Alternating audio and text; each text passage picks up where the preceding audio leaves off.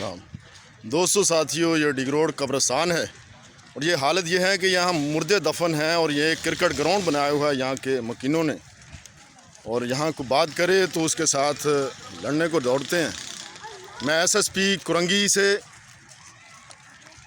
Wing commander बटाई ranger से और तमाम आला काम से दरख्वास्त है कि यहाँ पर लैंड ऑर्डर की सिचुएशन को बहाल, क्योंकि यहाँ पर जो सुनने में है कि यहाँ मनशियात भी फरोश होती है और हर तरीके से उल्टे सीधे काम होते हैं। वो देखो, वो कोने पे देखो, वो देखो, वो देखो, ये वो देखो।